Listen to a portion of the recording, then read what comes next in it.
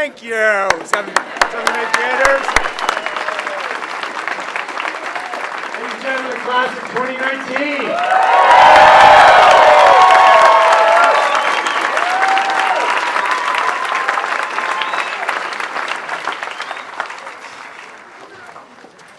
Good morning, and thank you all for coming today to celebrate the commencement of the class of 2019. I'd like to recognize 3 in our audience who have dedicated themselves to public service, and apologies to those of you who are doing the same and I just don't know it. But City Council Member Carol Romero-Worth is behind me. Thank you.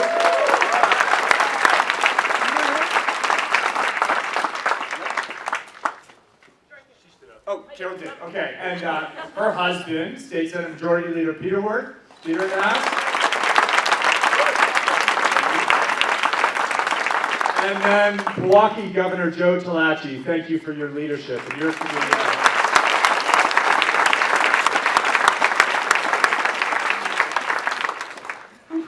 As we begin, let's acknowledge that you seniors are graduating with some teachers and coaches who have played key roles at this school across the last 2 decades. Before I highlight a few who have worked at Prep for 15 years or more, let's all celebrate the collective. Our faculty and staff who give so much of themselves to help our kids flourish. Thank you.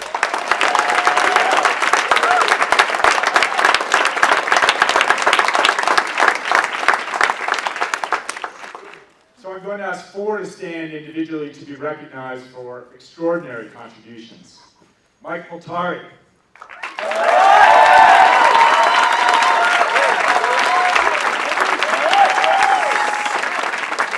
So this guy served as the founding director of Breakthrough Santa Fe beginning in 2003 and has been our director of admissions since 2012. Mike, you build community in ways that are authentic, enduring, and inspiring. You also crack me up on a daily basis. I'm really going to miss. Thank you and best wishes as you launch your travel venture in Colombia. Thank you.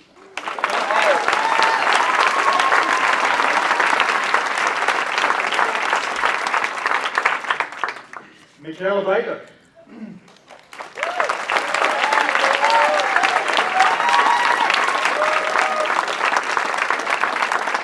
Michaela joined Prep in 2004 and has been a tremendous school counselor across the last 15 years.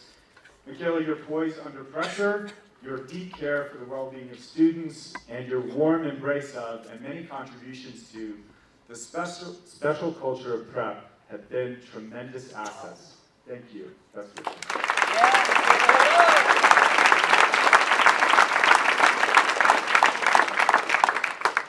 Tove Shear.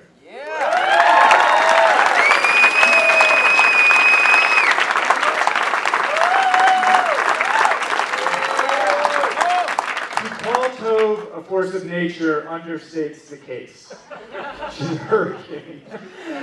Tove has coached track at Prep for over 20 years, 22 years to be exact, and assisted with the swim and cross-country teams while also teaching PE since 2001. Tove has more district track championships in her back pocket than I have teeth in my head. And she has inspired literally hundreds of Prep athletes to be the very best versions of themselves in athletic competition and far beyond. Tove, thank you. We wish you and Jerry all the very best.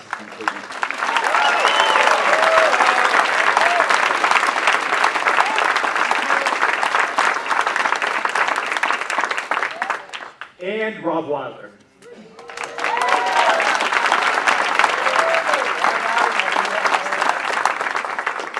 Rob joined the Prep.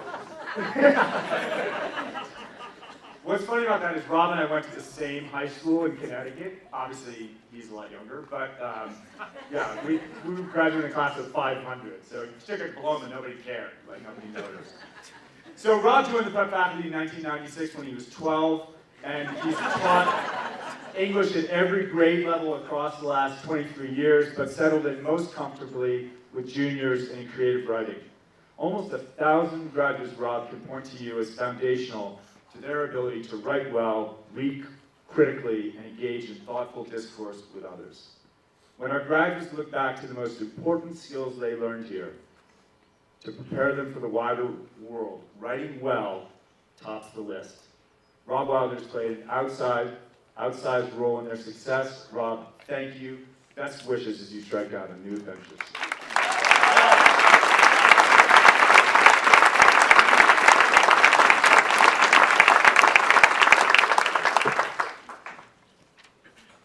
I've actually given a lot of thought recently to that appetite for adventure.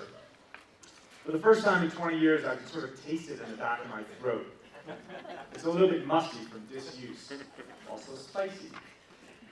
For you seniors, adventure is on the tip of your tongues and perhaps rippling through nerve fibers in your bodies you never knew existed. Most of us not in your seats today are envious. We adults need to conjure adventure as our lives become settled. Career, spouse or partner, maybe children, and the sound of door after door shutting firmly behind us as we make one choice and not another. If you doubt adults' appetite for vicarious adventure, look no further than the concluding episode of Game of Thrones almost 2 weeks ago. Tens of millions watched it live or streamed it shortly thereafter. I was not among them. My path to vicarious adventure has been a little different. I have read Cormac McCarthy's All the Pretty Horses every June for the last 20 years. We all seek some delicate balance between stability, the known world, what tomorrow will bring, and adventure, the possible, our dreamscape. The plotline of All the Pretty Horses offers zero overlap with my own life. In it, two aspiring teenage cowboys with nothing to lose ride horseback from Texas into Mexico in the 1940s, seeking some purpose to their dead-end lives. I haven't even been on a horse in our 20 years.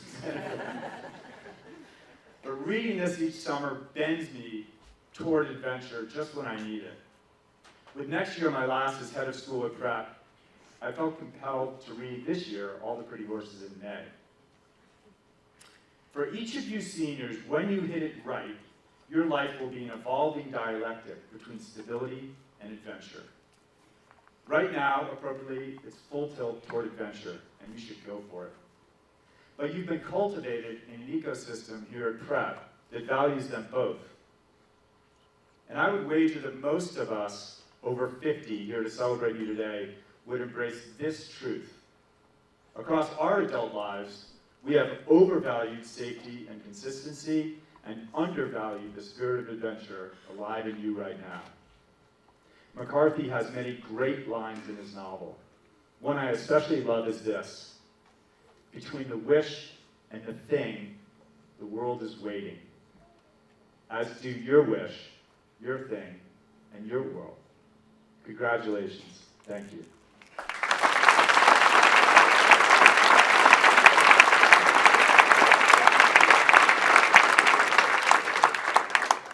Now I have the great honor of introducing our commencement speaker, Raul Midon, class of 1984 from Santa Fe Prep.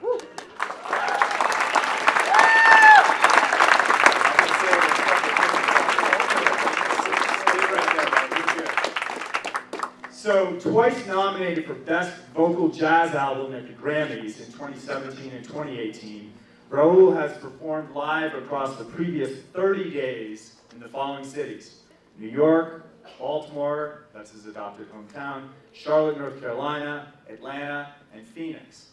So the last thing he needed was an opportunity to pad his frequent flyer account when we invited him here at the request of the seniors, especially after his original flight yesterday from Baltimore was canceled.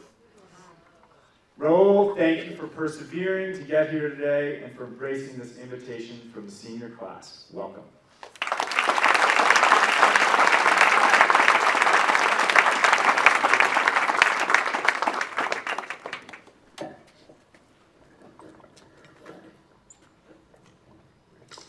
Good morning, and I am Raul Midon, and I'm so honored to be speaking to you today. This was my high school, and what an amazing journey. So I'm gonna kind of pick up a little bit on what he was talking about, I have some adventure that has happened in my life since I graduated from this place. And I'm going to talk about some turning points, and this place was one of those. Everybody here is at a turning point in their life. This is one of those times when it's really kind of off the cliff, and it's a great time. So the first thing that just segues beautifully into this is something I call betting against the odds, right? You know, I'm a blind guy from rural New Mexico. I was not supposed to be doing this. You know, playing guitar all over the world, working with the best musicians in the world. And I didn't go to a conservatory. I came here.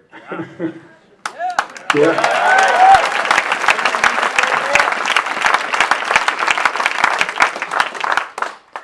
So the way that it happened was I was a student at the New Mexico School for the Visually Handicapped, and while there I became president of the student council. And as in that capacity, I ended up representing the school all over the state. And I realized that the education I was getting was not really cutting it. I was in any subject. And I began to wonder how I was going to make up the deficit. I happened to have a friend who was going here. I went to a class here before I decided to go to school here. It was a class being taught by a teacher named Gene Harrell. And it was to calculate, that he had some kind of a graph to calculate how much water flows through the Pecos River each minute or something like that. It was pretty complicated. I remember thinking, whoa. And I came back to the next day, and he thought that I was going to be going to class, so he brought a graph board that he had made out of wood. He saw that we were there. He said, how are these blind guys going to do this? And he brought this graph board, and I thought, whoa, that's extraordinary, you know, for somebody to have that initiative. I mean, nobody here was trained to teach blind kids, right? I mean, that could be a pretty heavy burden. And yet everybody here said, let's do the right thing by these guys. And so I really, really appreciate that. And I really appreciate the school for doing that. And so, of course, we said, well, we want to go here. And there was, you know, one problem, that it was just really expensive. And an extraordinary thing happened. Somebody in this community came up with a scholarship with all the money for my brother and me to go here, and they did it anonymously. And to this day,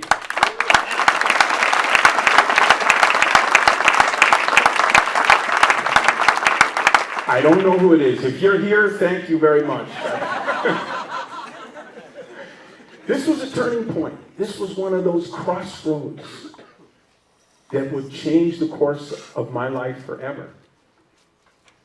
And so what did I learn? Well, I learned how to take notes. You say, take notes? Let me tell you, when you're blind, how do you take notes in class? Right? You can't use a pencil and paper. In those days, we just had these really clunky Braille machines that made a lot of noise. And so I learned that I had to take a tape recorder.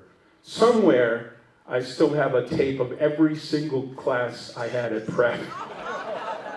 Every single one. And what we would do is, and I have to acknowledge at this point Miss Odessa, who is still here, she provided...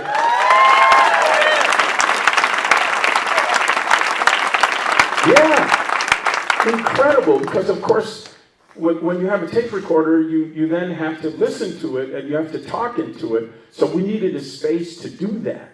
So she let us take over the library, so that we could, you know, in between class or whatever, talk into this tape recorder. So it was amazing. The other thing I learned, and this also goes into what was said earlier, I learned how to write. and I learned how to read here. And we had, in my day, summer reading, ladies and gentlemen. We had a test on the first day of my senior year on Robert Pirsig's The Zen and the Art of Motorcycle Maintenance and the Iliad and the Odyssey. That was the first day. And that habit of learning how to read and write in a deeper way helped me become a producer, an engineer, and a songwriter. And it helped me for the rest of my life. So it was an amazing thing. Next thing I want to talk about is most of you are going to go to college, right? It's awesome. College is awesome. You're about to enter the best networking situation you're ever going to find in your life. You're going to meet the most interesting and wildly diverse group of people you'll ever encounter. Different countries, different races, different points of view. Know it, cherish it, appreciate it. Because after college, when you start working, your circles narrow a lot. You end up hanging out with your friends, your wife's friends, and people you work with, and that's it. When you're in college, when you're in college, you meet people who are doing all kinds of stuff in every walk of life and with all kinds of ways of looking at the world. And it's an amazing time. In my case, for example, 10 years after I went to the University of Miami Music School, all the people I worked with, most of them were graduates of the University of Miami Music School. And besides the very unglamorous bar and restaurant gigs that I was doing, I was doing singing for hire on hundreds of records as a background singer.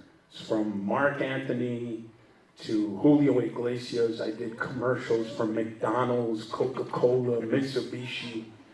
I had one that was, the Sports Authority! It was horrible. But it paid the bills. So I wasn't, doing what I wanted, but I was pursuing, I was still doing music, and what I would get paid doing that was like 6 months worth of doing bar gigs, one session. So it was really, really wonderful thing that I did, and I learned so much in the studio. And then I got the ultimate gig for hire. That once again, out of my being here at being at college and networking, I joined Shakira's band. Yeah, pretty wild, right? I joined Shakira's band, and for some stupid reason, I colored my hair blonde. You can actually see that on YouTube. I think there's a couple of times when I did the Jay Leno show or David Letterman or Rosie O'Donnell, and my hair is blonde. None of the girls did anything to their hair. I don't know what the guys all decided they were going to color their hair. So for the next 2 years, I traveled playing and singing with the band. And, I had done nothing but recording sessions where you come home. So what did I learn? How to tour. I never had toured. And as a blind person, there's things that you don't think about, until you're in the situation. I learned to ask for help, like I didn't have an assistant. I was by myself. People in the band were helping me, but I had to ask, hey, do I have a stain on my shirt? Do my socks match? I mean, this is pop music. You can't go around looking like crap, right? So I also learned that despite everyone's best intentions, I still needed an assistant. And I realized that. So the first, I think it was 2000, we were doing the first ever Latin Grammys. It was live television.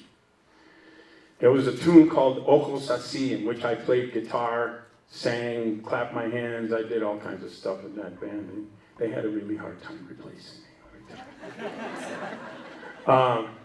And so, you know, this was a song that we had played for the past 2 years on tour. And so we rehearsed it for 10 days to do TV, which was just beyond me. But we did it, and we got to spend time in LA. And, you know. So the last day before the actual TV show, the last rehearsal, I missed it. I got some kind of food poisoning or something. I missed the rehearsal. But I wasn't worried about it because I'd done the song 1,000 times, right? Well, there we were on live TV. The song ends, and all of a sudden, I feel this big flame, right? And I turn around and start running. This is on live TV. Luckily, we're in a cage. I don't know if you can really see it. And then they're like, "Roll, stop!" Nobody told me about the pyrotechnic thing that they were going to do at the end of the song, because I wasn't at the last rehearsal. So these are the kind of things. And I learned, yeah, you know what? Maybe I should have an assistant. And then I want to talk about, man, this is as has been said, this is a time when you're going to make a lot of decisions. And I want to talk about finding and listening to your inner vision of the world. You know, this is how things get invented and discovered. People that are confident enough to listen and nurture their particular way of perceiving the world. Everybody has a little bit different way of perceiving the world. Listen to that, nurture that, because it will allow you to contribute something new and different to the world. I promise you.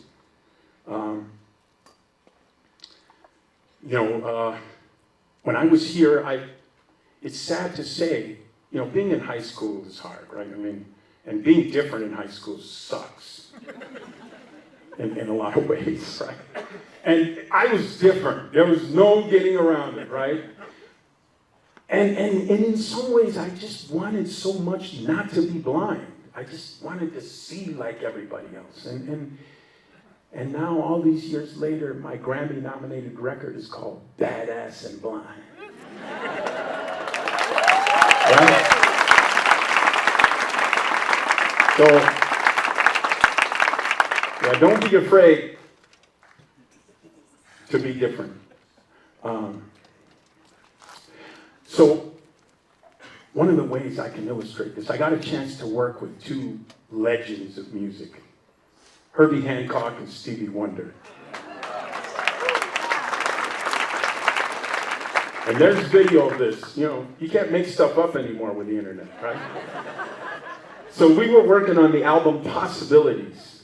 There's a documentary of this. And the song was Stevie Wonder's I Just Called to Say I Love You, right?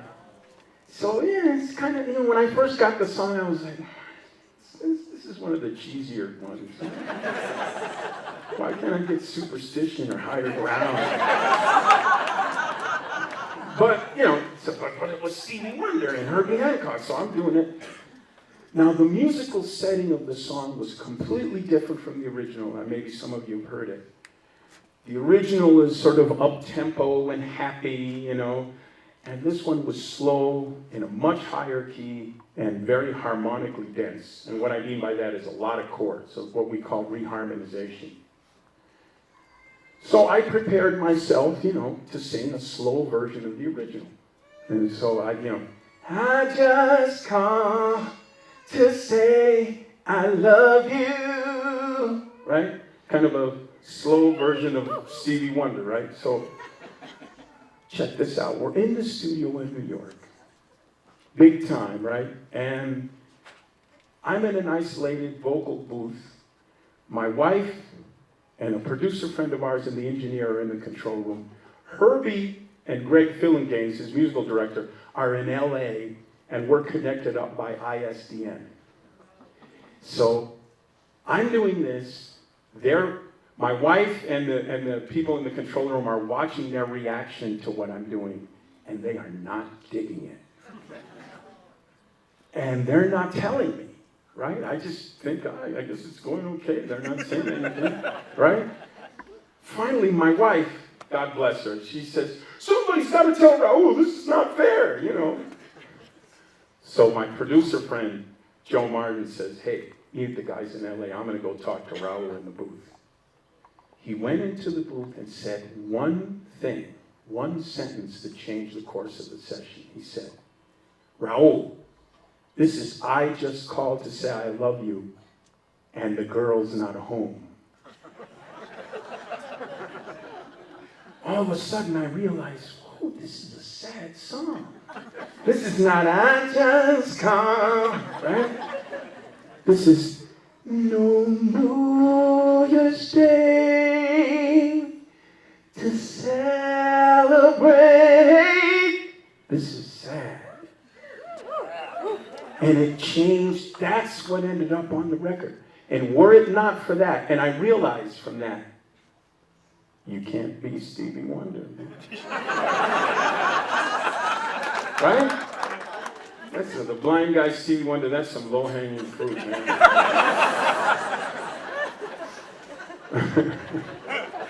Yeah, be yourself. And that's what has been successful for me in my career.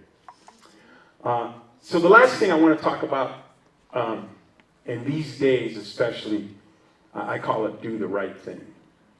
And I want to talk a little bit about ethics. I want to talk about not letting fear make your decisions. And here's another turning point. Maybe you're wondering what happened to that Shakira gig I had. It was such a cool gig, such a sweet gig. Well, when I wasn't on the road with Shakira, I was pursuing my songwriting ambitions. And I got a chance right after 9/11 to do a show that Warner Chappell, the publishing company, was presenting. And it was a fundraiser for the Red Cross. And they got songwriters from all over the country to come and play their songs. They sold tickets and the money went to the Red Cross. And so they got me as the last of 25 performers, right? I was the last one. And I got to tell you, people, there was some really bad songs. I mean, after 9/11, everybody wrote, there was fire in the sky. Oh, it was just horrible, some of it. Just really. So I wrote this song, Everybody Can Be Somebody. And I played it, and I brought the house down. And then we were hanging out with the president of the company. Here's my wife again. The president says, oh, I'm sitting right there, but he says, he's fantastic, right? My wife says, well, if he's so fantastic, why don't you sign him? So the next day we started negotiations. I ended up signing a $100,000 publishing deal with Warner Chappell, which allowed me to move to New York, which is something I realized I wanted to do. I realized I didn't want to be a singer for hire for the rest of my life. Now check this out. Once again, betting against the odds. I'm now 36 years old. I don't recommend moving to New York at 36. But I did it. And I did it. So one of the results of this deal with Warner Chappell was that I was told that they wanted me to do a showcase for record companies in New York. Well, the problem was I had a Shakira gig at the same time. So I told them, I got to do this showcase. They said, that's fine. That's cool. When I got back, I found out I was fired. So I moved to New York, tripled my rent, and lost my only gig. Not looking good, right? Well, the song I wrote that I played at that thing sealed my record deal. I ended up playing it for Reef Martin, who was at that time at, he had just left Atlantic Records and was now at Blue Note Manhattan Records. And I ended up signing a deal. And then I made one of the few smart business decisions I've made in my life. Before the record came out, I bought back my publishing. Because this lawyer that we had put a clause in there called buyback, which no musician is going to take advantage of because it was $91,000 to buy your publishing back. But at that time, it was before the recession, so I got a loan, and everybody thought I was crazy. Before the record even comes out, I got $91,000, and I spent it on something intangible, which was my rights to my work.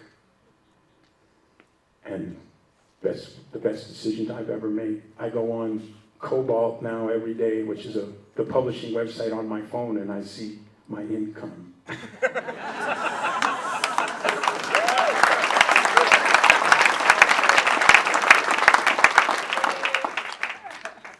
Feel the fear and do it anyway, right? I mean, this was, it ended up working out. And I guess what I want to end with, I hope that some of what I'm saying will resonate with you, with some risky decisions, but decisions that I was very clear on. I ended up making a career in which I live my dream every day. And I do what I want. I work for myself. And what I hope for all of you is that you go forth knowing anything is possible. Man, if I can do this, if I can engineer a record without seeing, with no mouse, if any of you have messed around with digital audio, think about doing that without a mouse. Anything is possible. I hope that you discover your gifts and make the world a better place. Thank you so much.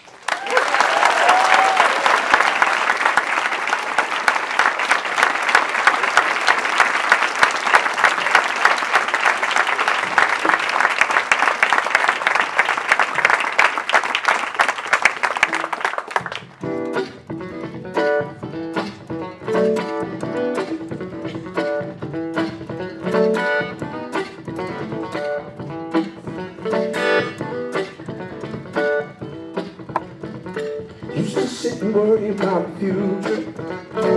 Worrying about the future don't change the past. Used to think tomorrow would be better. But now I know that I'm doing the best that I can.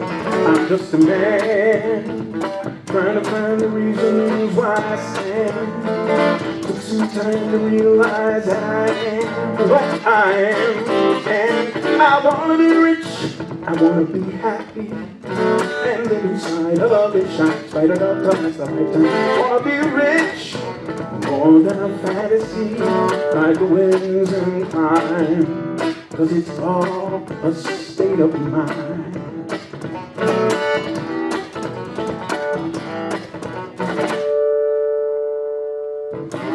Wake up in the morning and I turn the pages, don't understand what's going down.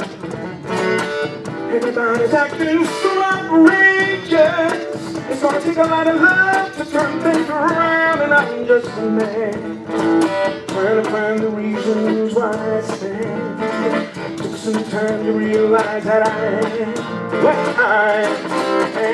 I wanna be rich, I wanna be happy, and live inside a love that shines bright enough to last a lifetime. I wanna be rich, more than a fantasy, by the winds incline, 'cause it's all a state of mind.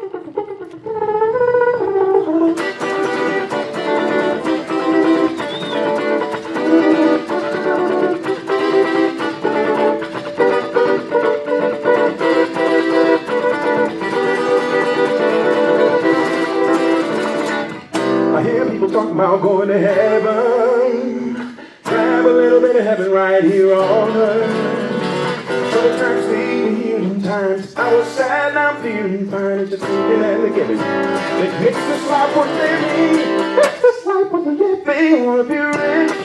I wanna be happy. And live inside a lovely chance. Bright enough to last a lifetime. I wanna be rich. More than a fantasy. Ride the winds and cry. Ride the winds and cry.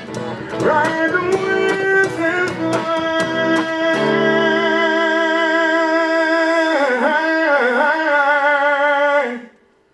Because it's all a state of mind.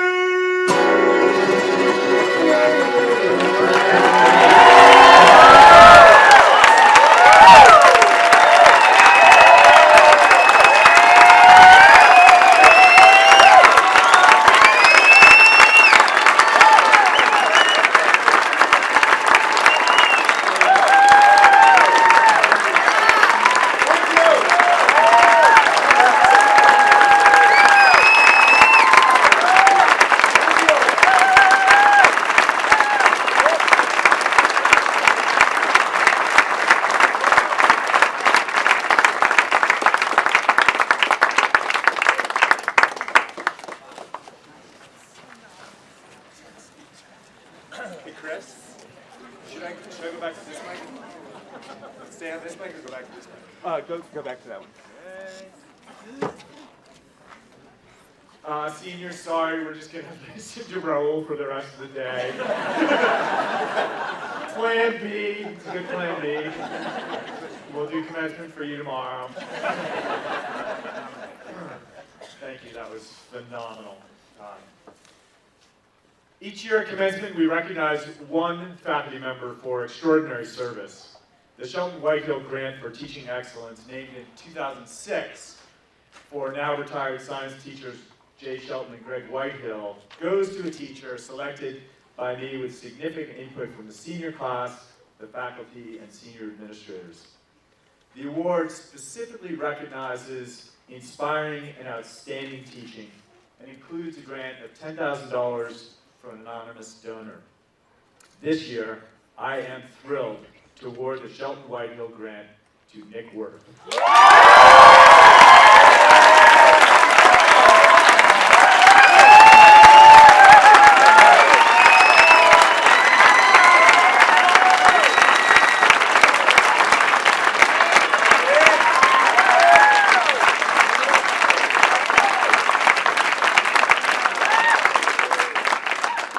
Nick started at Prep as a student in the middle school about 40 years ago and returned to teach history in 2001.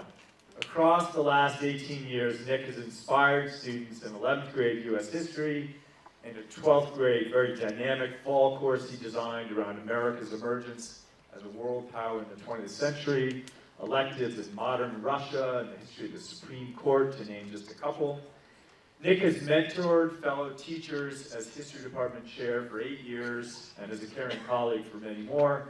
He will take on the role of chair again in the coming school year. His connection to seniors runs as wide and deep as the Green River he shared with you all last week. Nick's just a whole lot warmer than that.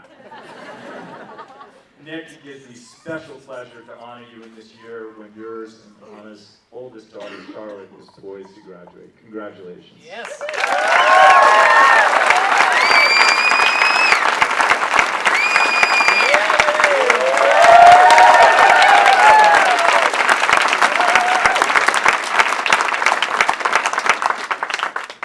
And here to present the Bob Kurth Humanities Award is Russell Stinney, Chair of the History Department.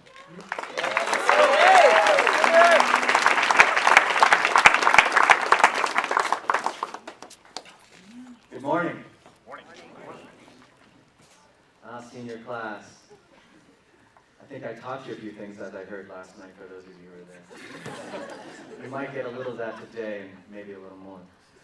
The Robert W. Kurth Humanities Award was created and is sponsored by the Alumni Association, to honor the contributions of retired humanities instructor Robert W. Kurth.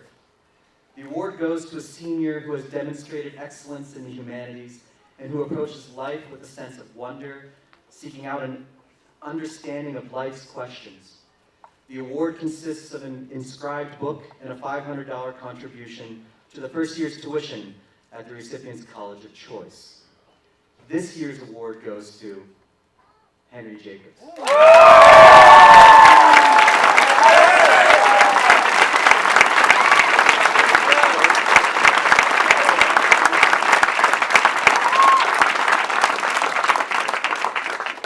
My first encounter with Henry was in the library, overhearing you as a ninth grader debate the NFL draft with your friends, citing the statistics of individual players at length and weighing their merits and foibles in detail, with an irreverent sense of humor about the whole thing.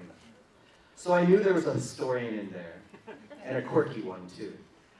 When I taught you as a 10th grader, I next discovered the not-so-closeted Marxist in you, with that spectrum of interest expressed daily on your different t-shirts. Even more importantly, through your independent research and writing, which I recently revisited, I saw that budding ability to examine your own interests in history with some objectivity and nuance in your study of the different ways in which Soviet leaders exerted control over millions of people, both with incentives for the working classes, women, and ethnic minorities, and through the massive scale of brutality and terror exerted by the Soviet state on individual human beings. It was that concern for people, along with your abilities as a thinker, researcher, and writer that have really struck so many of us ever since. I remember a guest speaker in our class using quilts made by a Holocaust survivor to capture the bullying she faced. In the growing tide of anti-Semitism of the 1930s, and how it triggered your own contemporary concern for people out there in our communities, experiencing the return of racism over the last few years. What Raoul Medonu said about do the right thing comes to mind. And how you then related to us the stories of one of your young adopted sisters, whom some of her peers told, go back, assuming somehow that she did not belong, which in turn allowed other classmates to relate their own experiences of racism and xenophobia. I don't know, Jade or Zoe, if you remember that day. As children, things too I had experienced when I was growing up in the turbulent melting pot that is America. And I think we vowed together to find ways to support each other and fight the good fight that is needed in this world against such bigotry. What we have seen in you and your work since then only reinforces the qualities that we associate with this award.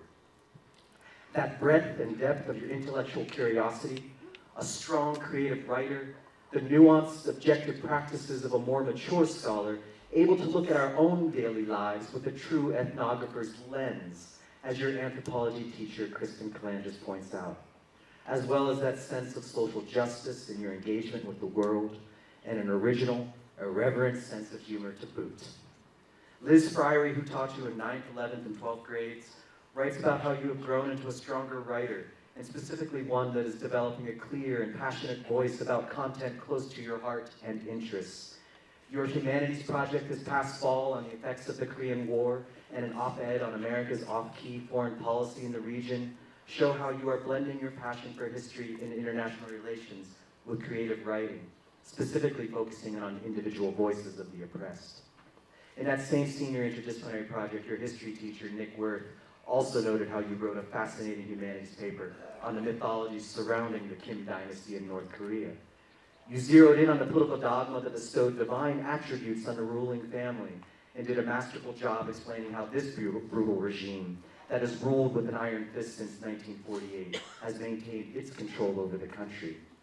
Moreover, Nick writes, you are a comrade in class in the truest sense of the word. You would listen to your peers, ask difficult questions, and often push the discourse in important ways. The same is true of your senior fall final exam based on your reflections on Shakespeare's Twelfth Night, Coats Between the World and Me, and Hamid's Exit West, where you argued that, quote, the dream depends on the continual negation of humanity, of some for the benefit of a select few, unquote.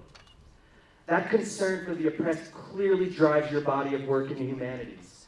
Your 11th grade U.S. history teacher and honors religion teacher, Sam Ritter, also observes that strong moral compass that points toward the fundamental dignity of every human being and inspires you to seek out historical figures and movements that have fought for the common man and woman.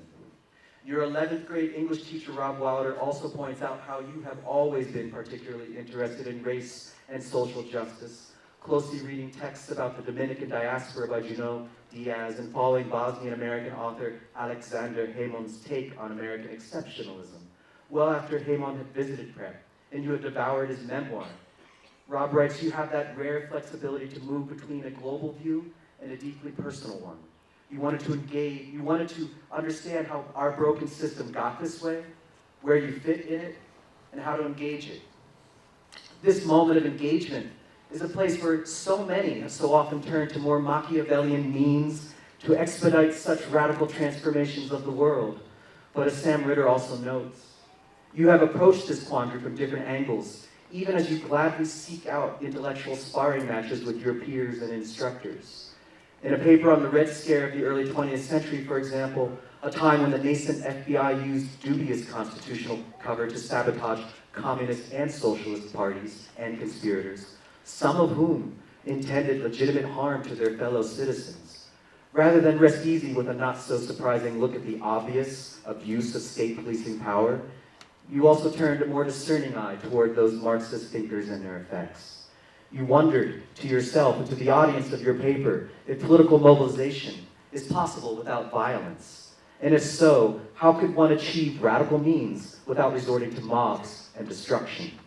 Sam Ritter has also seen that continuity in the honors religion course this year, where you consistently asked your class to consider the radicalness of the Gospels, to recognize the power of religion, to not just reinstate society's power dynamics, but also to turn them on their heads. So as you leave Prep, we can see just the kind of young person, as Liz Fryrie writes, who will both contribute to and be moved by the rigorous social and intellectual world of an immersive college experience. And we would also continue to challenge you, as Sam Ritter adds, that you will undoubtedly learn to nuance your ideas even more, to listen more fully to thoughtful critiques of your beloved thinkers, and no doubt continue to honor the voices of those who fight for equity and justice. Your understanding and commitment to social justice, formed in large ways by your family, we hope will continue to guide you and inspire others to find those peaceful, equitable, and just paths forward for all. The strong foundations are there in your scholarship to be honed with future studies and the challenges that we all face. So please keep in touch and keep those connections with us. We look forward to seeing how you and your peers go out into this world and engage it. You are not alone out there, and I hope we will continue to find ways to connect, work together, and do the good fight for a better world. Congratulations.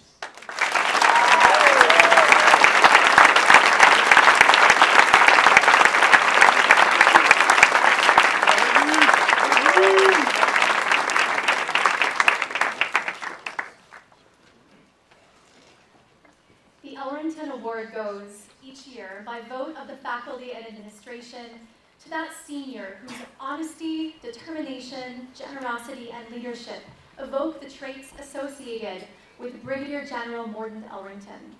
General Ellington was instrumental in the first 2 decades of our school's history, bringing both a seriousness of purpose and a love of teaching to his Latin and history classes and to his service as assistant head of school and head of the middle school. This year's Ellington Award recipient is Joe Matthews.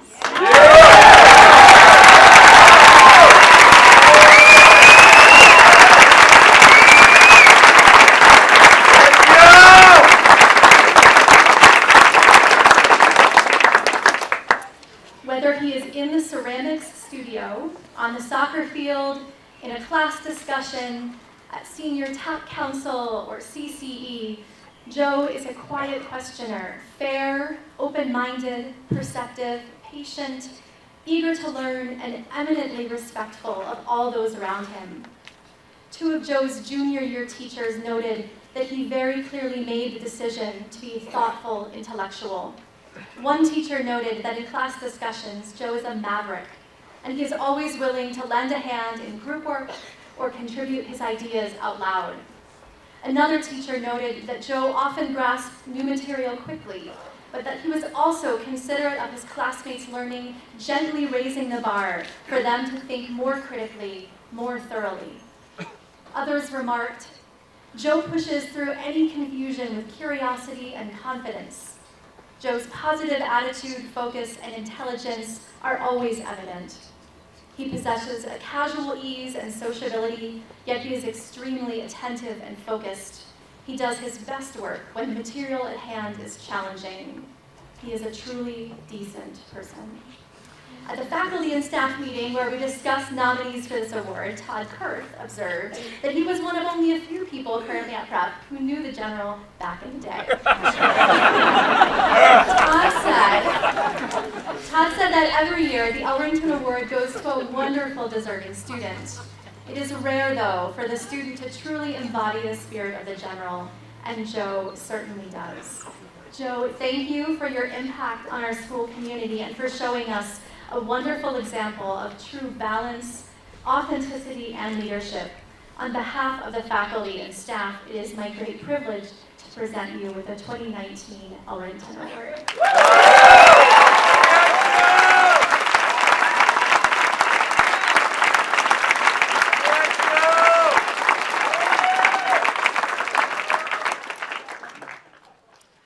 The class speaker receives also an award towards college tuition and honors the legacy of Doug Schwartz, who passed away in 2016.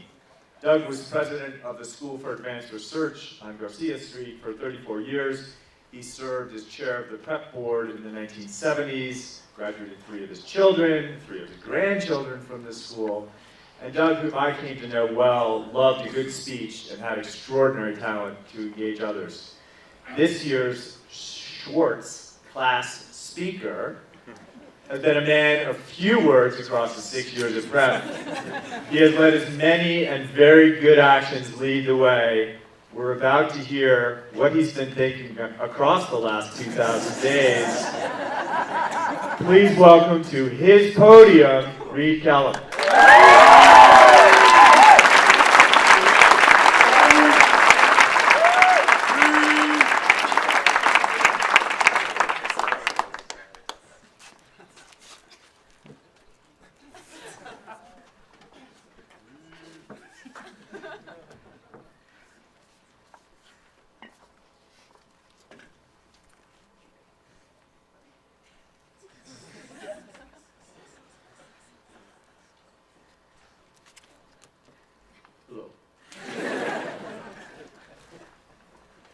Here, let me fix that.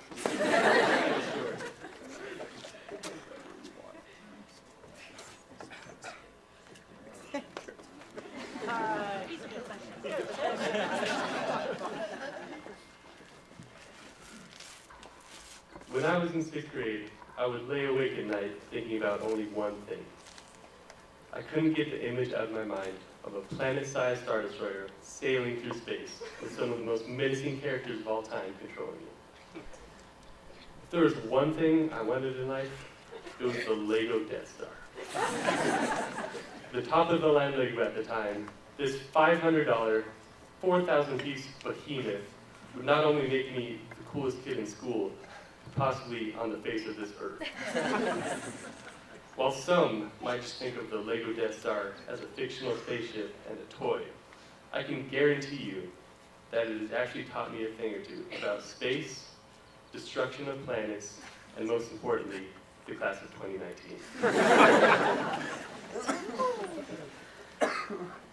Just as intricately building a destroyer of planets piece by piece doesn't come easily, there are very few good things in life that are achieved without struggle. One thing our class can agree on is that if we put in the work, we could get by, regardless of IQ, social status, or whether we did the work very, very last minute. Working hard and struggling are important parts of life, and at Prep, they are part of the curriculum. Something which makes our class special is the way we have applied ourselves. No one is just a bystander. Whether it was Barrett putting the hammer down on defense during lunchtime basketball to make sure Spenny doesn't even get a shot off, or Joe taking advantage of his strong voice during English to make sure he wins every single discussion. Our class's determination is inspirational. Along with grit and work ethic, this class also brings a lot of creativity and innovation to the table.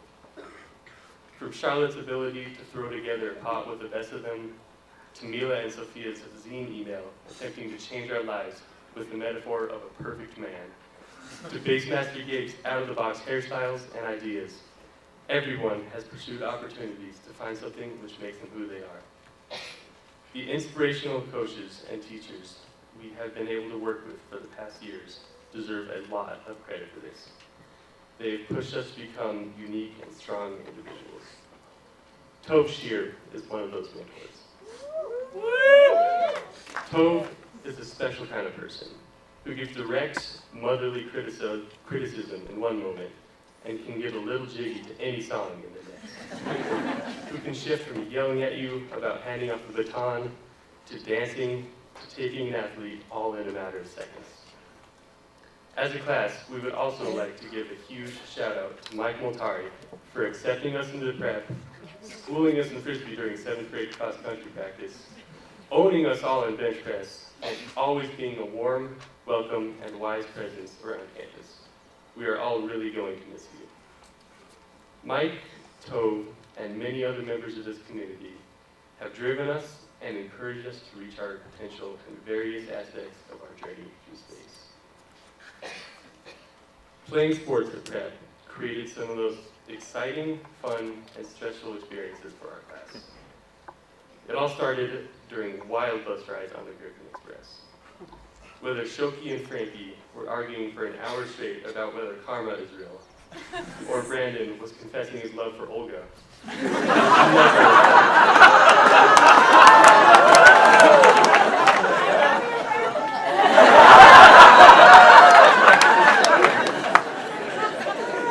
There was never a dull moment. However, the real magic happened when we hopped off the bus, when the first thing we might see was a pastry-fueled Adrian Witten tearing up the cross-country course. Walking into the gym, we find the majestic Daisy Cunningham spiking the ball and cheering for the rest of the volleyball team. Or Brandon Durr pulling up from NBA range with every girl in the school cheering his name. Walking onto the field, we couldn't miss Isaac Goodye's luscious locks flowing through the air as the Whittier Scouts watched. Or girls across, led by Brooke and Abby, viciously beating each other with sticks on the way to their 7th straight state title. My personal favorite was walking into the pool, where the chlorine in the air couldn't stifle the smell of pure success, as our team, led by Ariel and Jordan, went on to win 3 state titles, something previously unheard of in the history of press swimming.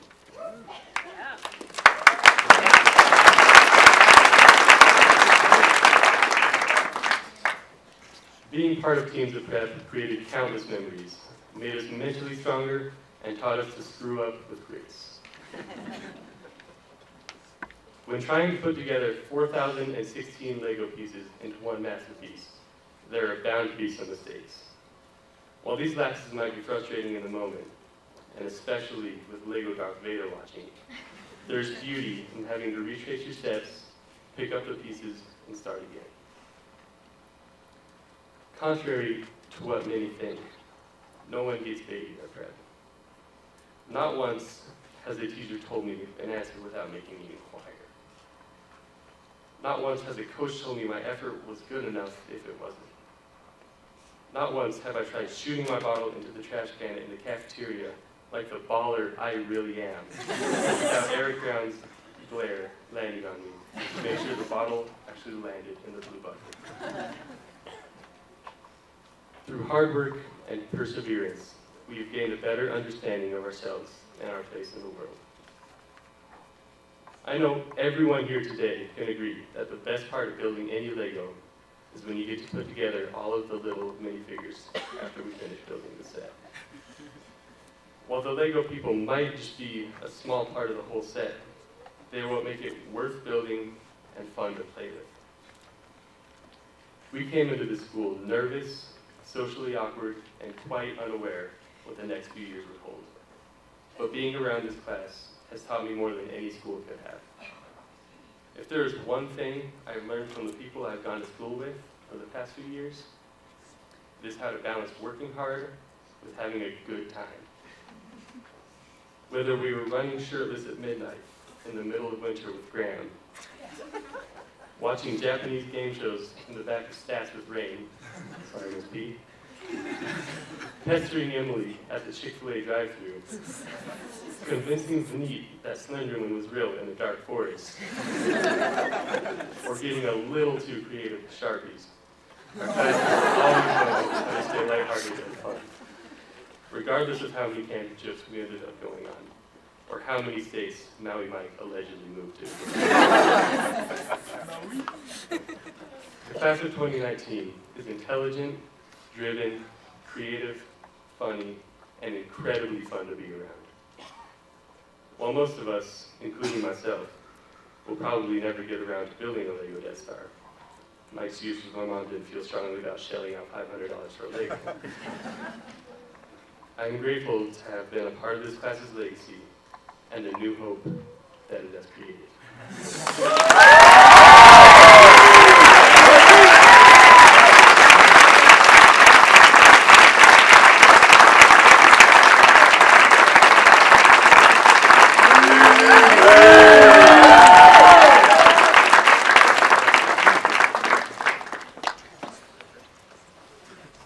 Down to normal height. Thanks, Reed. Brandon, my office, after...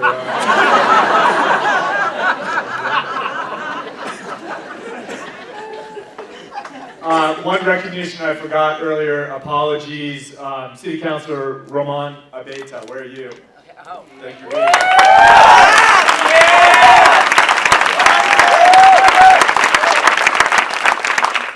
And I'd also like to recognize and thank our Board of Trustees, sitting behind me with the faculty, who ensure that prep remains strong and sound across all dimensions, with hundreds, if not thousands of hours of volunteer service to steer this enterprise.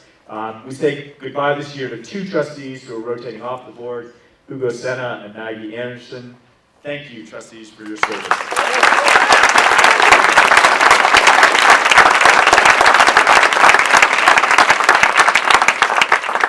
Okay, seniors, we've delayed this long enough. It's time for you to receive your diplomas. And I feel inspired. Is this the real life? Is this just fantasy? It's real, it's real, it's real. It's gonna be real right now. It's getting real. Thank you for that. Our board chair, Christine Lehman, will join me to award diplomas. We have a tradition at Prep that to recognize their service, faculty, trustees, endowment board members, and coaches who have a child graduating may assist in awarding the diploma. They'll take Christine's place. I'm sure every parent would love to do this, but thank you for respecting this tradition at the school.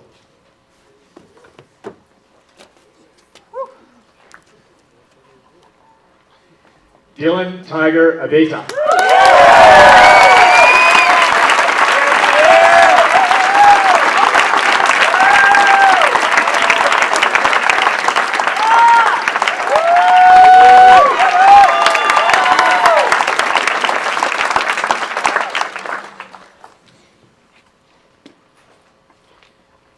Camille Marcoux Behima.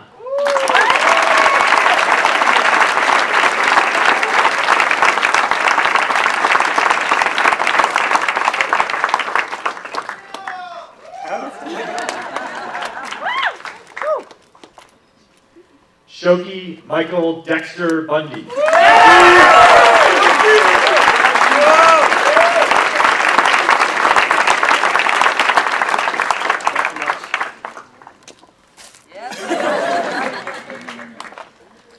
Casey Lee Chandler.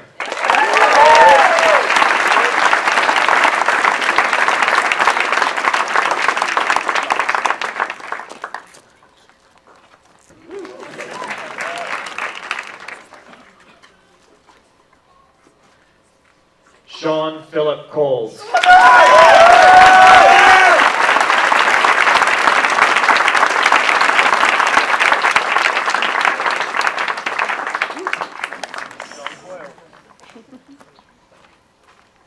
Daisy Fitzgerald Cunningham.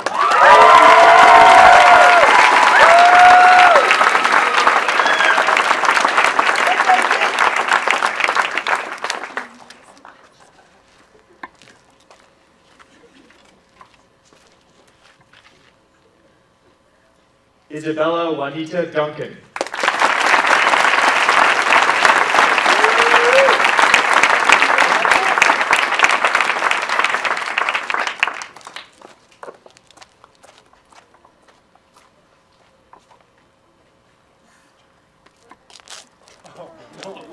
Brandon Joseph Durr.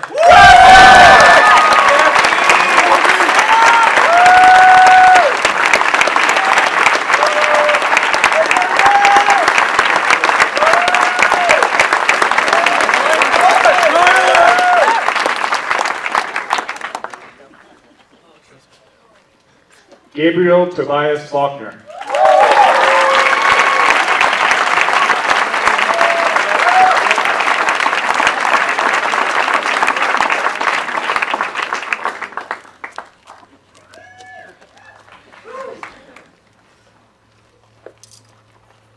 Samuel Martin Gilbert.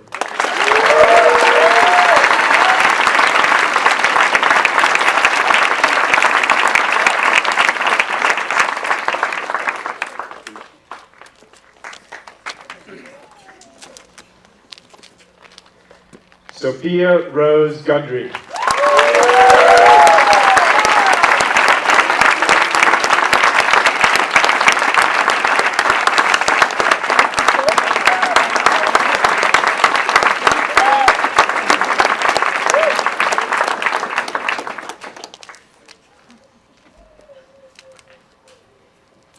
Emily Elizabeth Hilla.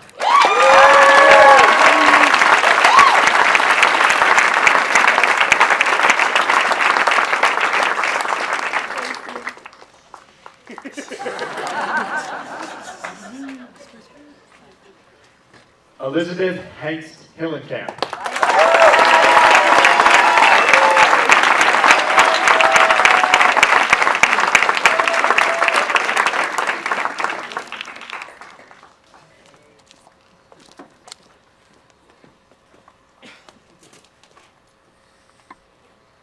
Henry Michael Jacobs.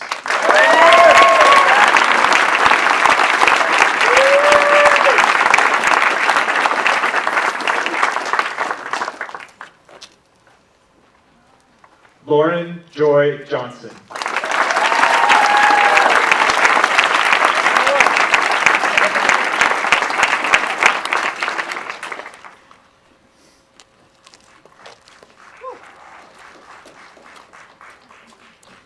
Stephen Reed Kellum.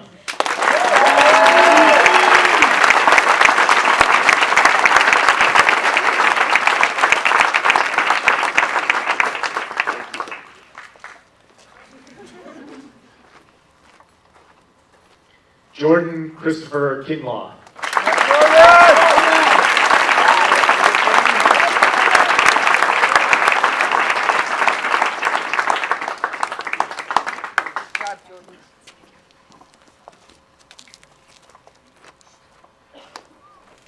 Francesco Gabriel Lanzante.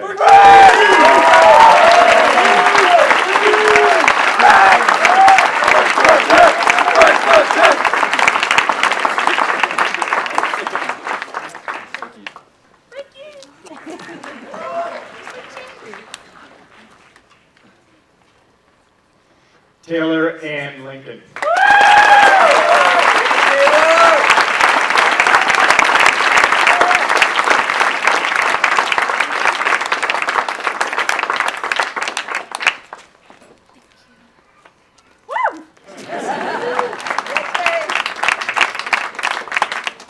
Zoe Lipscomb.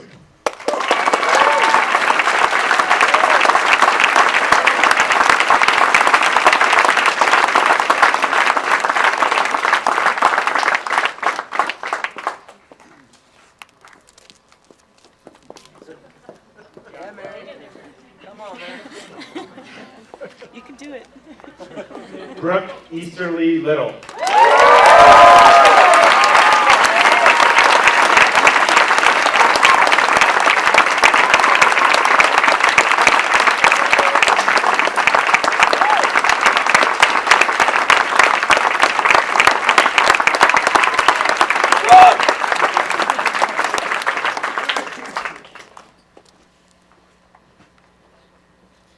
Jade Xiaoping Mas.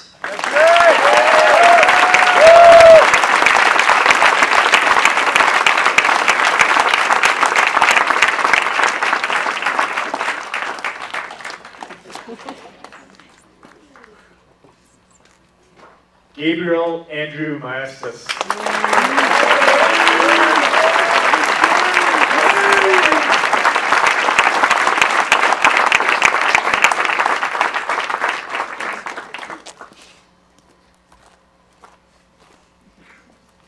Mila Ray Mancuso.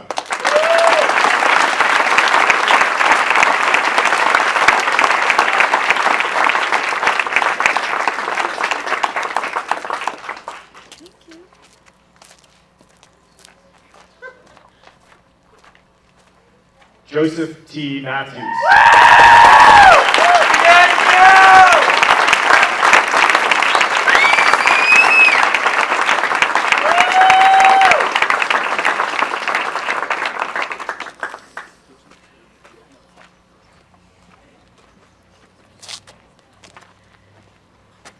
Mia Monique Moquino.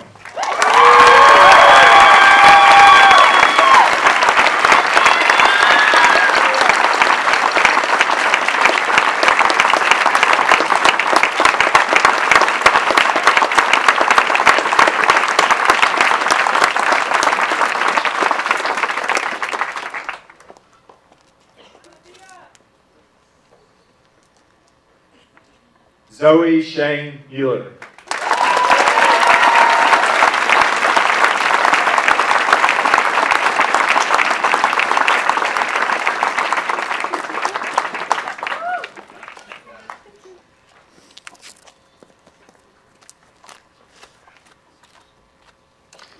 Vineet Narayanan.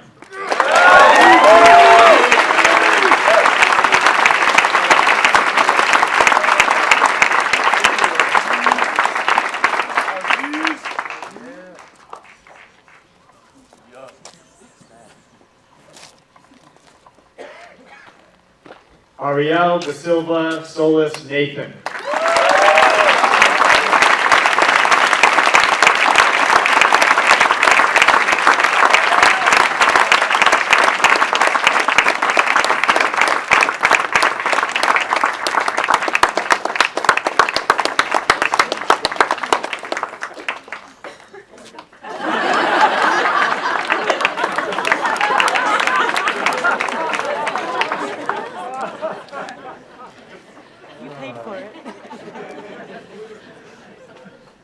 Lark Elizabeth O'Hora.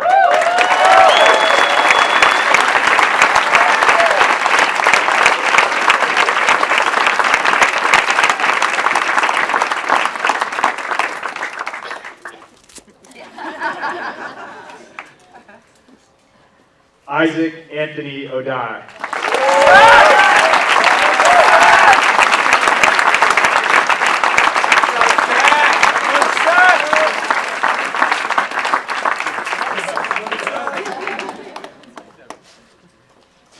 Per John Olson.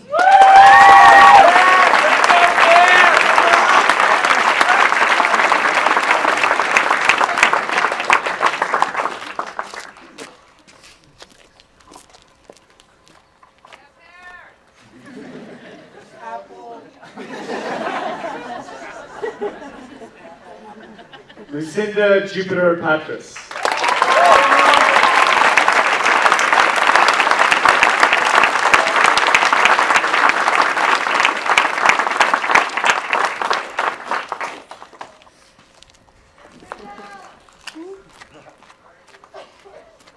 Graham Christopher Purvis.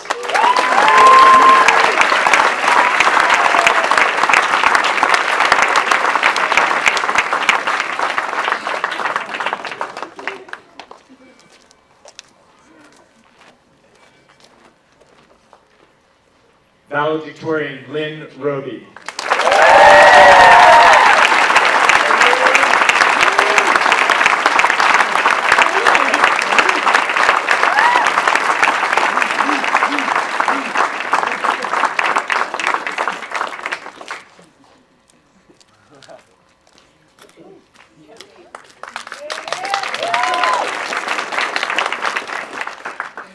Rain Romero.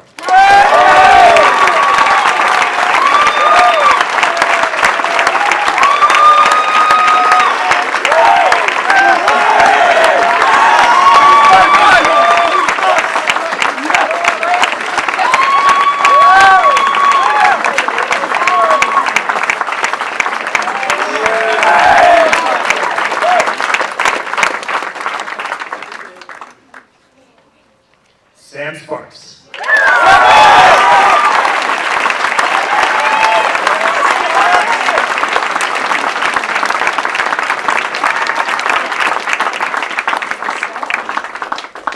Mom, I did it!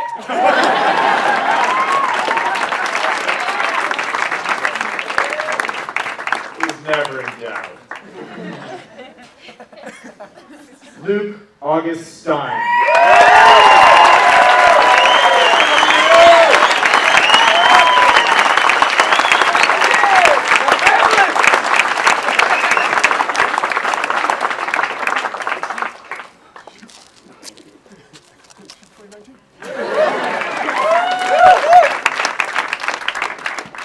Abigail Lynn Stranahan.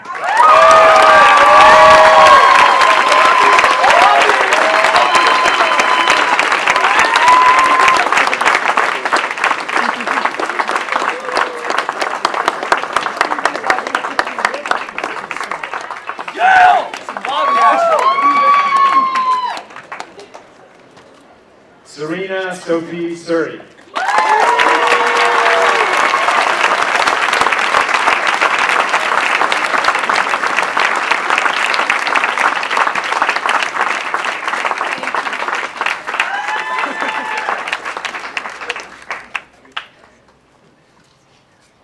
Bernice N. Talachi.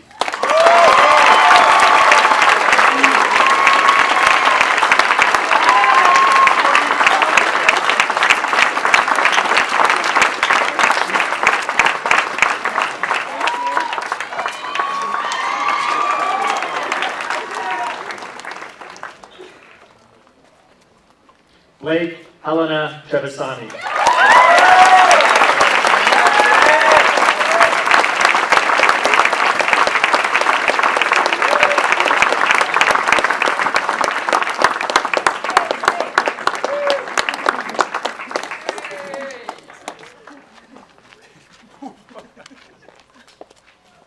Eric Thompson Vivant.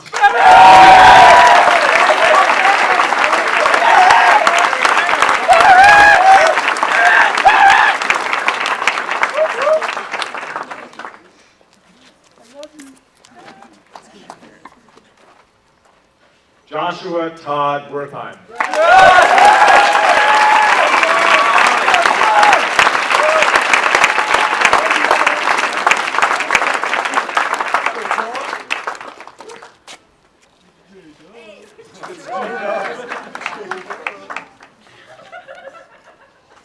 Adrian Sargent Whitten.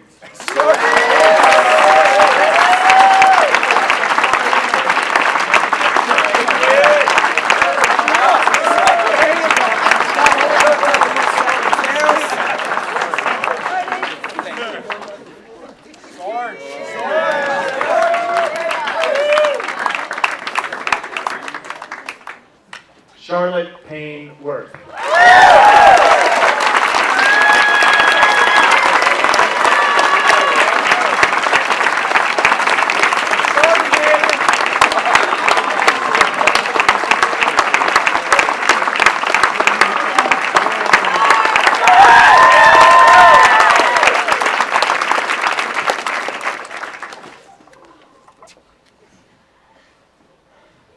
Ruby Mae Woltring.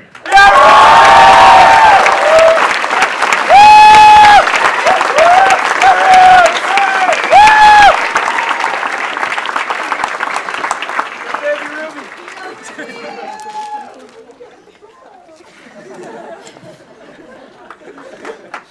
and gentlemen, the class of 2019.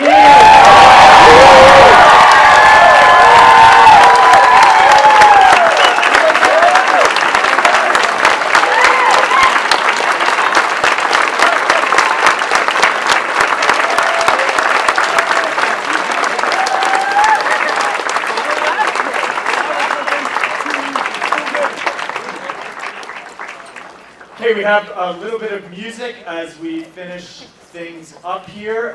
Summertime, if you're a senior and you're playing or singing in summertime, please head over there. That's what this note is telling me to tell you. Ah, that's later? Yeah. Okay. Seniors doing the recessional, head on over there now, please. That's the message. Here we go. 1, 2, 3, go.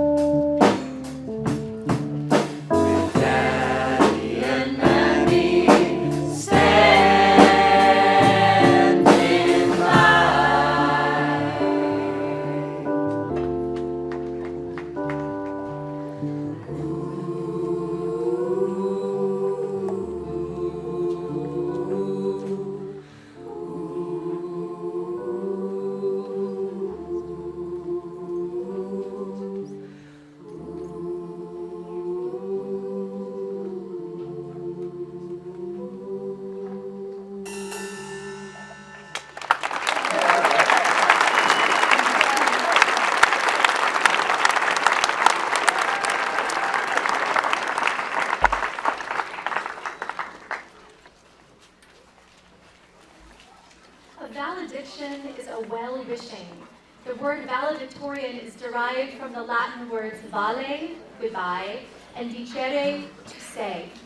This year's valedictorian, Lynn Roby, took a combined 18 semesters of honors and AP courses and excelled consistently throughout high school. It's really too bad she had senioritis in this last semester and earned only one A+ grade. One of her teachers said, "Lynn sets the standard by which all else is measured," and I do mean all. Research, analysis, writing, curiosity, dedication.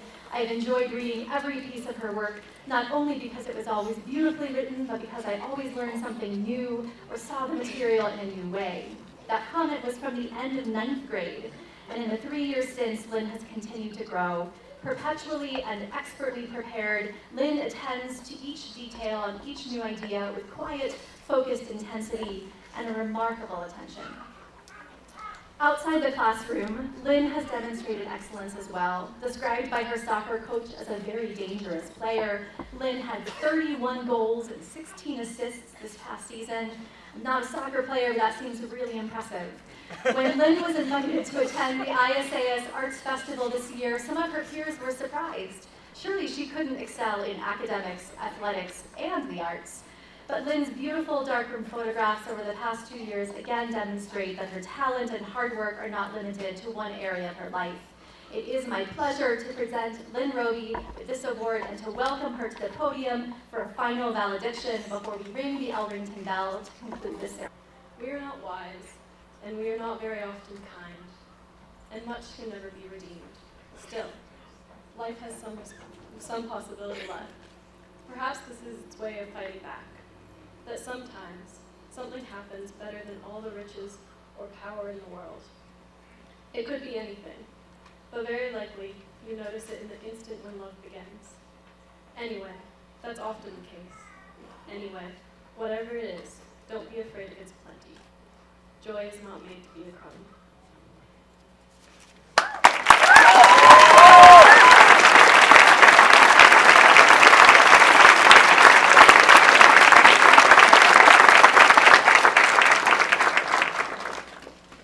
Thanks, Lynn. So to close our commencement exercises and officially end our school year, we've asked Susanna Murray, class of 2020, to ring the Ellington bell 4 times. Following that, you're invited to a reception in the Commons hosted by parents of the junior class. Please allow the seniors to process out with the music for the processional. Susanna.